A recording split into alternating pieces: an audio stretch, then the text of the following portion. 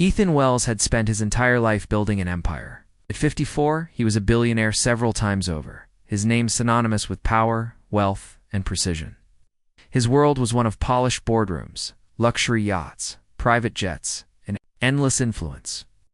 But for all his accomplishments, there was one part of his life that money could never fully protect or control: his daughter. Lily Wells was 10 years old and had been born with cerebral palsy, a condition that made movement laborious and unpredictable. Ethan, a man who thrived on perfection, often found himself helpless in the face of her limitations. Yet Lily possessed a spirit that refused to be constrained by her body. Her eyes sparkled with curiosity, and her laughter was infectious, echoing through the vast hallways of their mansion, reminding everyone that life's true beauty existed beyond wealth and power. Despite his busy schedule, Ethan made it a point to be present in Lily's life. He had invested in the finest therapists, tutors, and caregivers. He had even converted part of his sprawling estate into a space specifically designed for Lily, a place where she could explore her world freely, filled with sensory toys, ramps, and music instruments. Still, there was one thing Ethan hadn't yet discovered: the transformative magic of human connection that transcended luxury or strategy. It was on a bright Saturday morning when this magic made its presence known. Ethan had reluctantly agreed to attend a local charity event focused on children with disabilities. He was more accustomed to galas with sparkling chandeliers and champagne, not community centers with squeaky floors and colorful murals. But Lily had insisted, her small hand tugging at his sleeve. "Please, Daddy," she had said, her voice a mix of pleading and excitement. "I want to dance today." Ethan sighed, but followed, knowing that saying no to Lily was never an option. The charity event was bustling with families, volunteers, and performers. Ow. The smell of popcorn and paint mingled in the air, and cheerful music bounced off the walls. Lily's wheelchair, a sleek custom model, designed for both comfort and style, glided effortlessly over the wooden floor as Ethan wheeled her through the crowd.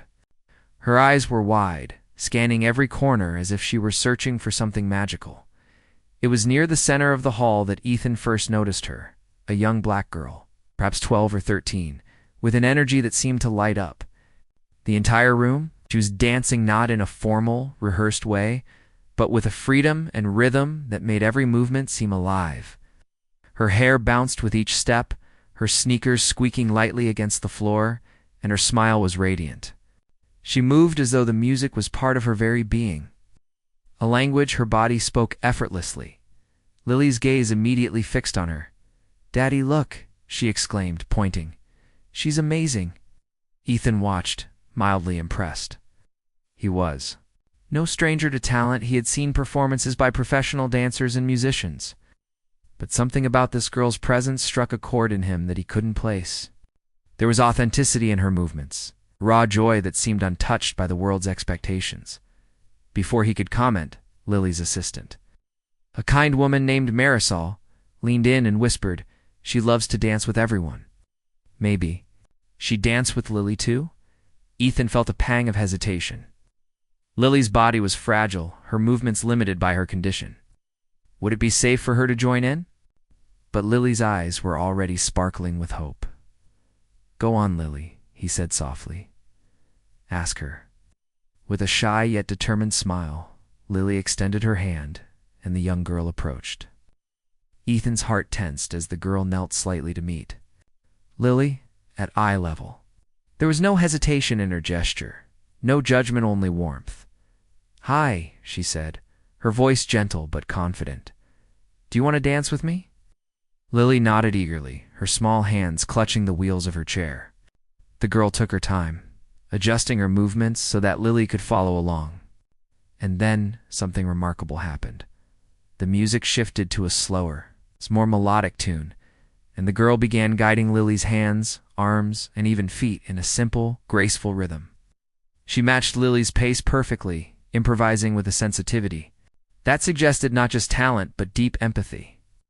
Lily's face lit up, her laughter mingling with the music, her body moving in ways Ethan had never seen before. For the first time, she was not constrained by her disability. She was dancing, not just moving, but truly expressing herself. Ethan felt an unfamiliar lump in his throat. He had seen therapists work tirelessly, creating exercises and routines, but nothing had brought Lily to life like this. And yet it wasn't just the girl's talent that moved him, it was her humanity. The way she saw Lily not as someone who was different, but as a partner in joy. As the minutes passed, the crowd around them began to notice. People paused their conversations. Phones were raised to capture the moment, and whispers of admiration spread through the hall. But Ethan didn't see any of it. He was focused entirely on the two of them, on the miracle unfolding before him. Then, the girl did something that left everyone stunned. She lifted Lily's arms gently and spun her wheelchair in a slow circle, as if painting a circle of joy in the air. Lily's laughter filled the hall, a sound so pure that it seemed to echo in Ethan's very soul.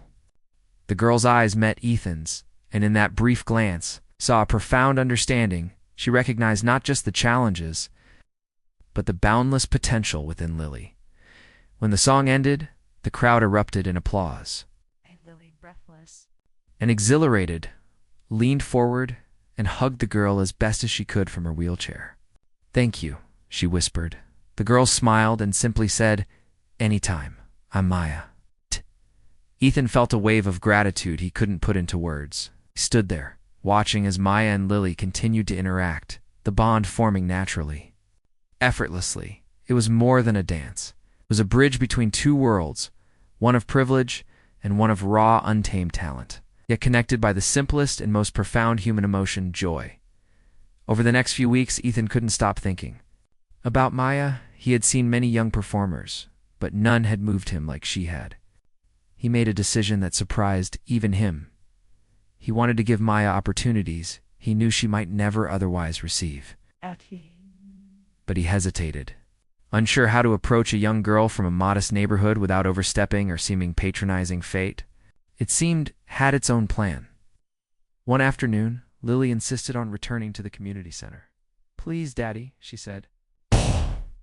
"Maya's there, and I want to dance again." Ethan agreed, and soon they were back in the same colorful hall where Maya was practicing with other kids. When she saw Lily, her face lit up. "Lily, I've been waiting for you," she exclaimed, running over to her. This time, Ethan noticed something different. Maya was not just talented, she was disciplined, focused, and deeply passionate. Her movements were sharper, her confidence unmistakable. Ethan found himself talking to her mother, Mrs. Johnson, a hard-working woman juggling 2 jobs. He learned that Maya had been dancing since she could walk, but her family had never had the means to support formal training. Ethan, moved by the story, offered to sponsor Maya's lessons, equipment, and even competitions. But Maya, ever humble and independent, initially hesitated. "I don't want anyone to think I'm getting special treatment," she said. Ethan smiled, understanding more in that moment than he ever had in a boardroom. "Maya, sometimes the world gives us a little help so that we can shine even brighter. You've already shown us all what that means." Eventually, Maya accepted, and a new chapter began. She continued dancing with Lily, teaching her not just steps, but confidence, self-expression, and courage. Ethan watched, often from a distance, as the 2 girls formed a bond that transcended race, class, and ability. Maya brought out a side of Lily that Ethan had never witnessed, daring, adventurous, and unafraid. Lily in turn inspired Maya to embrace her own uniqueness with more joy and freedom. One evening, after a particularly successful dance session, Ethan reflected on everything that had happened. He realized that in a world where he had always measured success by numbers and deals, the most profound victories were intangible. They were moments like this, seeing his daughter's face light up, witnessing a young girl rise above her circumstances, and experiencing the raw, unfiltered beauty of human connection. Maya's next moves, both on and off the dance floor, continued to leave everyone stunned. She organized performances that included children of all abilities, proving that talent and passion were not limited by physical or social boundaries. She inspired Lily to dream bigger, to believe in herself, and to embrace life fully. And in Doing so, she reminded Ethan that true wealth was not counted in dollars, but in moments, love, and the courage to bring joy into the lives of others. Years later, Ethan would look back on that fateful Saturday morning with profound gratitude.